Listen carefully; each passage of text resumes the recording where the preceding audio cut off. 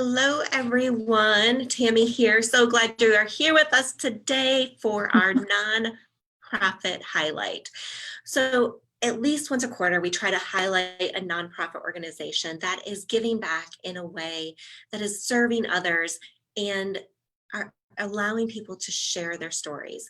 And so, today we have a really special guest. I am so excited to have Keesha with us. So Keesha LaLuz, sorry, Carter. She is an amazing woman. She works with women who are fighters and survivors on the cancer journey. As the founder of Serenity, Courage, and Wisdom, she is helping to inspire dozens of women to use creative arts in their outlet for the cancer journey. She has facilitated creative art workshop, collects and donates items that are given to cancer patients on their first day of infusion to give them that light and energy as they're getting started through their journey, and has a survivor fund for those in treatment through the end of life that assists survivors and their caregivers with the utilities, medical expenses, food, and transportation. She is a speaker, author, and a powerhouse storyteller who is known to be a refiner and developer of women. So, Keesha, I have had so much fun getting to know you, and I know you are celebrating your second birthday for your organization. So tell us a little bit about how that got started and who you are. Okay, awesome. Well, I am celebrating my second birthday for my life because 11 years ago, I was diagnosed with stage 3 cervical cancer. And it literally changed my life. So I finished treatment on July 16, 2009. So my birthday is February 24th, but I get to celebrate life twice after going through chemotherapy, radiation, internal radiation, external radiation, and just the whole life after cancer thing. People think that it just stops when treatment is over, and that is not true. So for those of us who get to see another year after treatment, it's just a blessing. Yes, well, we are so blessed to have you here celebrating with us and your second birthday of life. So tell us about your organization and their mission. Okay, so after going through that whole experience of treatment, I started Serenity, Courage, and Wisdom, which is the name of a prayer. I don't know if you've heard of it, the Serenity prayer. Yes. God grant me the serenity to accept the things I can't change, the courage to accept the things I can, and the wisdom to know the difference. So I literally felt that prayer was so powerful in helping me get through my cancer journey during treatment, when I wanted to give up and when I wanted to see where the cancer was and I couldn't. I wanted to understand what was happening in my body. So I would say that prayer. And so I started Serenity, Courage, and Wisdom, getting the plans together, incorporated it in 2011. And I received my 501c3 in 2017. And, you know, it's just because of what I went through. I had horrible transportation. I couldn't drive. Let me go back a little bit. I moved to North Carolina in 2008, and I barely knew anybody. My mom was here, or is here, and I was with my little baby. She was barely 2 years old when we moved here. And I in a new city, new state from Miami, and didn't know really anyone. And to be diagnosed with this cancer, I just felt like I didn't feel alone, but I felt alone sometimes. Yeah. And my mom went to work and I couldn't drive, and the transportation that I had was so horrible that the church that I was attending started a transportation, a rotation of people taking me to my appointments, staying with me, driving an hour to and an hour back. and staying with me through that whole day. And then they had a rotation of people who provided food for me. And then they helped pay my bills because I couldn't work, and I didn't qualify for a short-term disability. So here I am, single mom, and couldn't pay my bills. And it just seeing some other people who went through some of the same things that I went through, I was inspired to reach out to other women to help them cope and to get through their process and their journey. So that's how it started. Yeah, and these things always start with our own journeys, right? Mm-hmm. And thank you for being here and sharing this with us, and the Mm-hmm. amazing work that your organization is doing and helping others as they go through this, because I know that it's so difficult to go through these things when you don't have the support, and you don't, have people who have been through it and understand some of those things you're feeling. Because for those of us that haven't had the personal journey of going through it and have always been on the sidelines watching others go through it, it's not the same, right? And No. only someone who's really been through it themselves can support you in a way that you need during those times. Mm-hmm. And so we are, blessed that you're here sharing your, passion and your wisdom with these women and Thank helping you. them get through this. But I know we've had a little bit of some shifts in things that you're doing, and you're used to delivering to you know, the hospitals and things as people are going through these things. So how has COVID transitioned some things for you and impacted your business? Ooh, COVID has slowed us down because we normally have wrapping parties where we wrap gifts for cancer survivors, and we donate them to another nonprofit for one of my friends. She passed last year, so we're still continuing to collect items and wrap them and helping to get those ray of sunshine out to the community, right?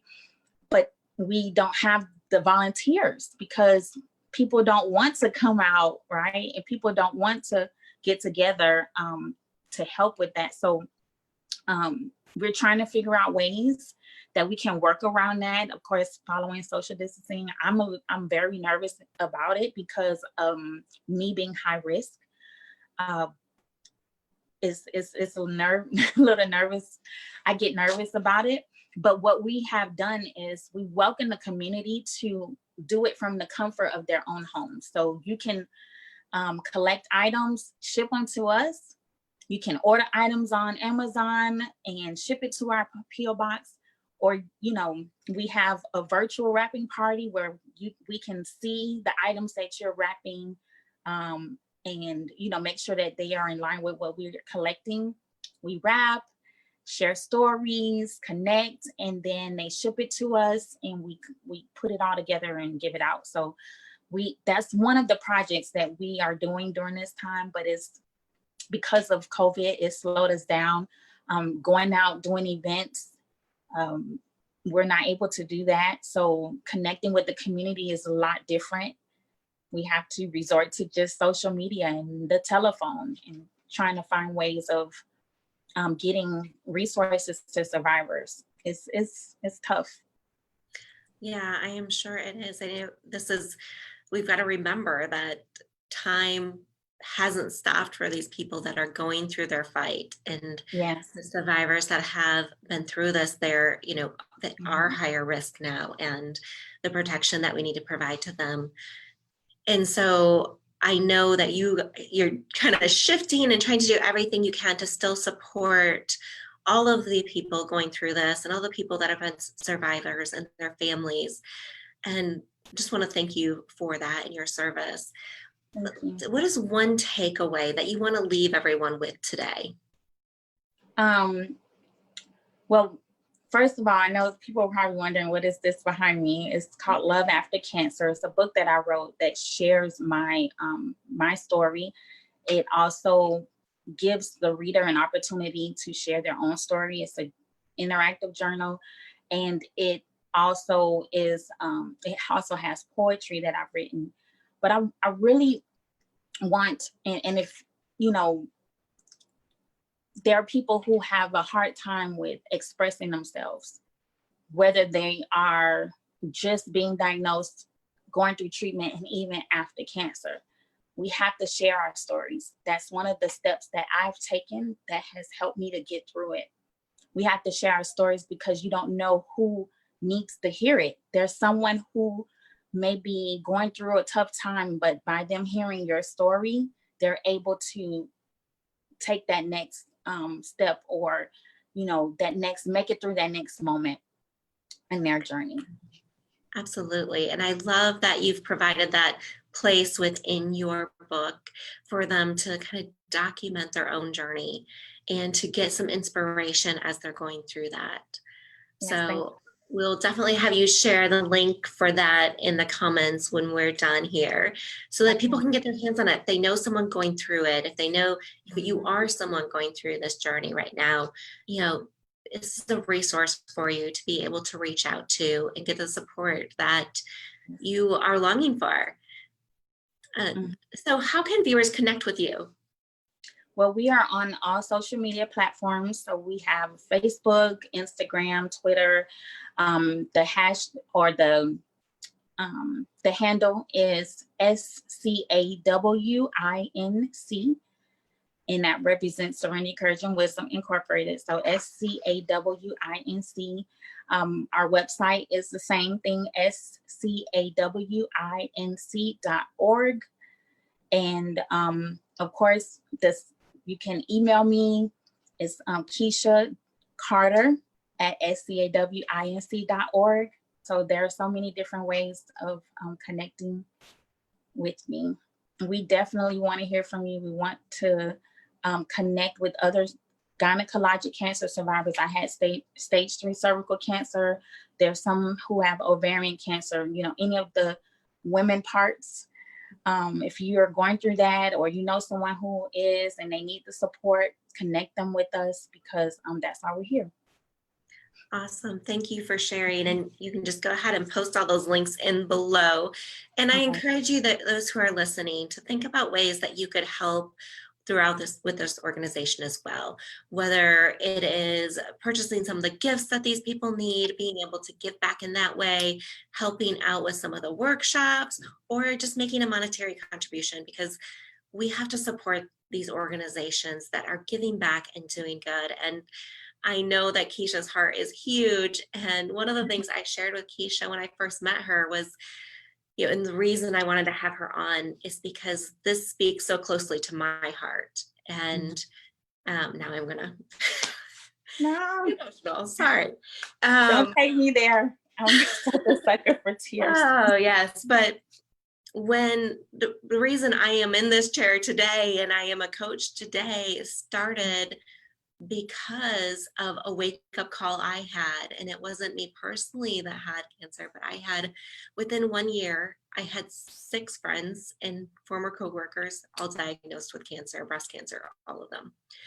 And it was just like one after the other. I got a phone call from one, and she poured her heart out. And then I found out, when my old boss got it, and then like a few weeks later, I got an email that someone else that I had worked with previously had it. And it was just like never ending.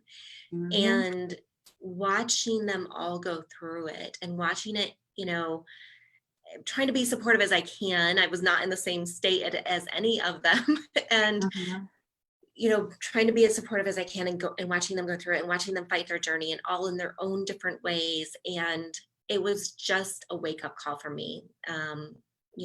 Many of them did survive, and all of them actually got through the first stage and went into remission. And a few years later, 3 of them, all within another year of each other, it was just this crazy transition for me.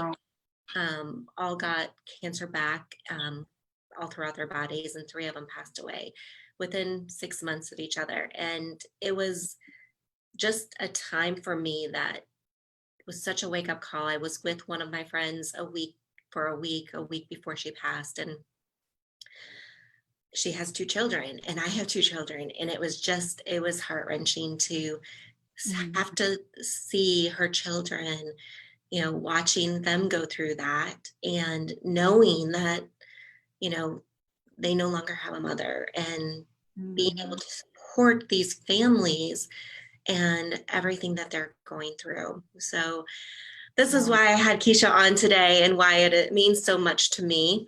And I share a little bit about this in the book that I have written that will be coming out in October as well, because we all have a wake up call. We all have those moments that it's like the knock on your door, like, hello, are you awake? Are you watching what you're doing in your life? Are you sure you're going down the right path? And, that was a big wake up call for me, that I didn't want to live someone else's dream. I wanted to create my own dream. And part of the reason why I no longer work in corporate and why I'm helping others and serving in that way. And so I'll just share a little bit of that with you all today as well. Yeah. And thank you so much, Keesha, for being on with us today. And I can't wait to see, how you help others come through this and be able to help serve in that way as well. I Yes, appreciate thank you. Thank you for this opportunity. There's so much that we do and so much more that, if we had the time to share.